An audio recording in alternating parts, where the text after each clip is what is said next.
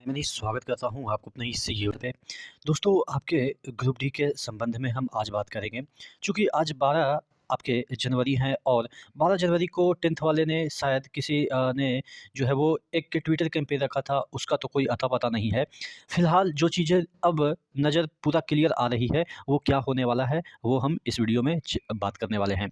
देखिए, अगर हम बात करें कि आपका 32,000 पहले वैकेंसी और आईटीआई वाला मामला, 2 मामला चल रहा है आपके ग्रुप डी में। इसके आगे का क्या सीन है, वो मैं आपको फैक्चुअल बताऊँगा कि क्या होगा। आज हम बात करने वाले हैं रेलवे ग्रुप डी के सामान्य ज्ञान की एक बेस्ट बुक के बारे में, जो कि चक्षु प्रकाशन की तरफ से निकली है। इसमें सामान्य ज्ञान के जितने भी चैप्टर हैं, जितने भी सिलेबस हैं, सभी को अच्छे तरीके से विथ डायग्राम समझाया गया है और इसमें पीवाईक्यू भी इंक्लूड किया गया है। पीवाईक्यू जो कि प्रीवियस ईयर के हैं, उसको भी इसमें रखा गया है और इसका डिटेल सॉल्यूशन भी इसमें दिया गया है। कॉम्बो पैक के तहत यहाँ पे आपको प्रैक्टिस सेट के साथ चैप्टर वाइज आपको ग्रुप डी के मैथ्स, रीजनिंग, जीके के भी बुक मिल जाते हैं। इन सभी बुक का नीचे डिस्क्रिप्शन बॉक्स में लिंक दिया। अभी तक तकरीबन 10 से 12 दिन निकल चुके हैं और कोई भी एक्शन इस पे नहीं लिया गया है कि 10th करना है या आईटीआई करना है।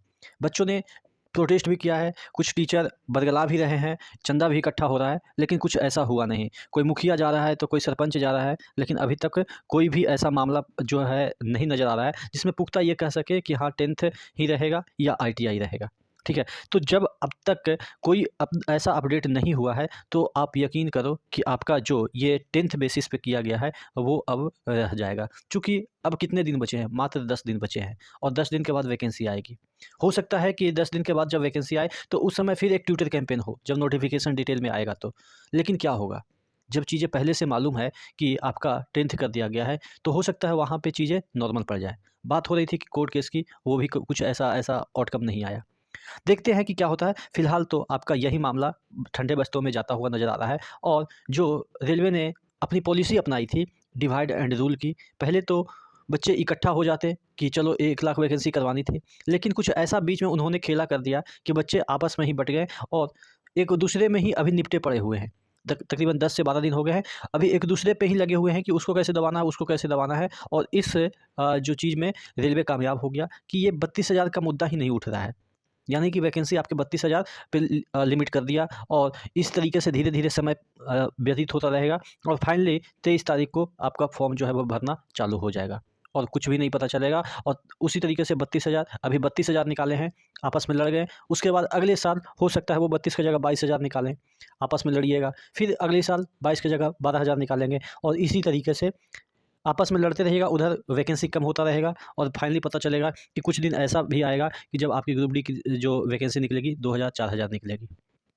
ठीक है? तो आशा करते हैं आप इस विषय में सोच रहे होंगे, जो बड़े टीचर्स हैं वो सोच रहे होंगे।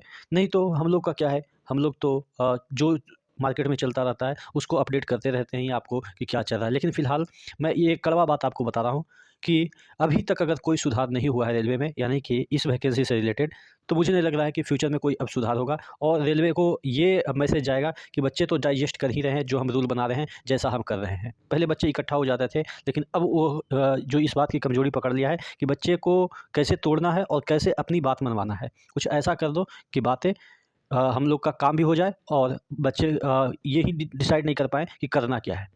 आशा करते हैं आप चीज़ों को समझे होंगे। नेक्स्ट वीडियो में मिलते हैं, तब तक के लिए जय हिंद।